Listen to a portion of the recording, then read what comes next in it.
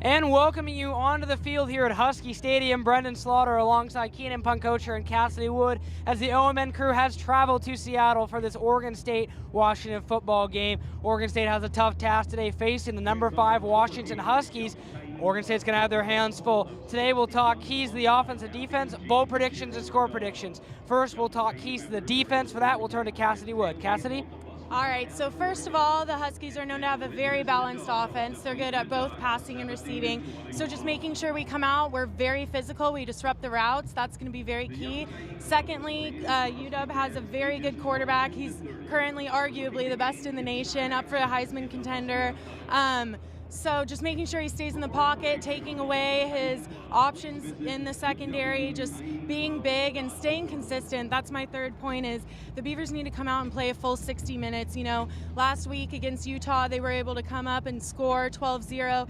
They didn't really do much. And then in the second half, they were able to hold them down and they ended up, you know, scoring 14 points. And so just making sure they stay consistent. They're there, they're physical, they're mentally ready, their mindset is there. That's how they're going to win this game.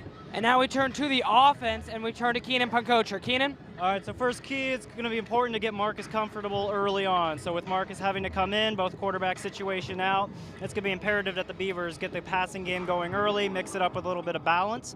Second key to go along with that is the captains today, both on offense and defense, really need to step up. Captain role is important to the offense as well as the defense, and with injuries plaguing the Beavers, the captains have to do double time today. Third one, it's been a key all year long, but it's especially important against Washington, is to limit turnovers. Limiting turnovers in this game helps you stay competitive against the Huskies, and that's all the Beavers are trying to do. And now we will talk bold predictions. Cassie, what's your bold prediction of the day? All right, my bold prediction is that the Beavers defense is going to keep Jake Browning from throwing under 100 yards. Wow, that is massively bold. Keenan, how about yourself? Well, Ryan All said earlier this week at practice that it's going to be the Tim Cook show today, so I'm going to project, we'll go easy, I'll say at least 100 yards for Tim Cook today. My prediction, Marcus McMarion throws for the highest passing total of the season. Just a shade over 250 would be enough for that. And now we'll wrap it up, score predictions. Cassie, what do you got for score? You know, I hate to say it, but I think it's going to be kind of a blowout, a big spread. I feel like UW is going to walk away with the win. It'll be about 45-27. Fair point. Keenan, to you.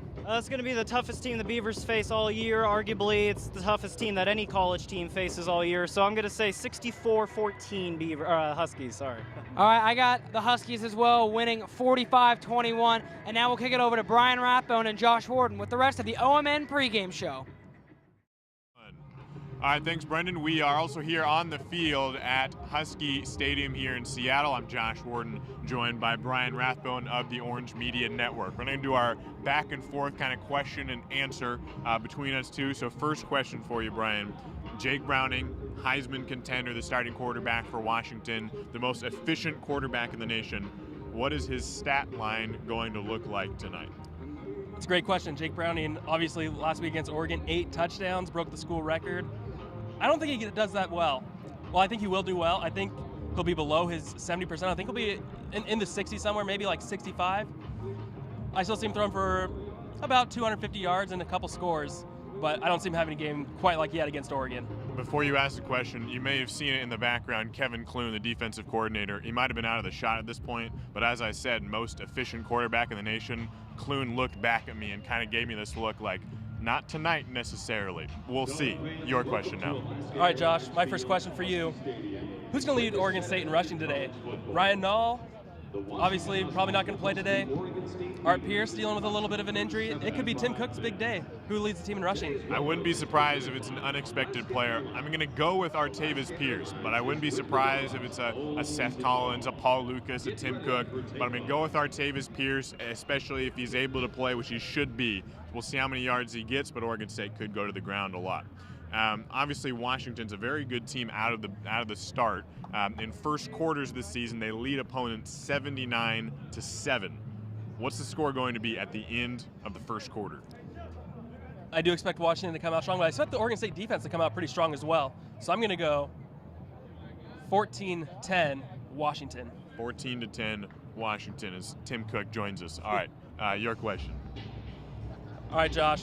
Victor Bolden's still approaching that kick return record. He had a kick return against Washington a couple years ago, if you remember. Yes. Does he break the record today? I think he needs 60 yards to become the all-time career leader in Oregon State history. I'm going to say yes. Maybe Washington gets a lot of touchbacks and he doesn't get an opportunity. I wouldn't be surprised, but I'm going to go out on a limb and say yes, Victor Bolden gets those 60 yards he needs to break the record. All right. Final question for you. Washington also a very good team in points off turnovers, 59-0 this season for the Huskies. Which team wins the turnover battle and points off turnover battle? I'm going to go Washington here. Obviously, with Marcus Marion making his second career start, the first of this year, I can see maybe having a pick or two. And Washington, they're a team that's very opportunistic. They'll be, going for the ball and whatnot. So I see them at least getting 3 turnovers. How many points they get off that? We'll go 17. All right, Josh. Final question for you. The Beavers are 37.5-point dogs to the Dogs today. Yes. Any chance Oregon State has a comeback? What percentage would you give them? Percentage chance of Oregon State winning. I would have to say single digits.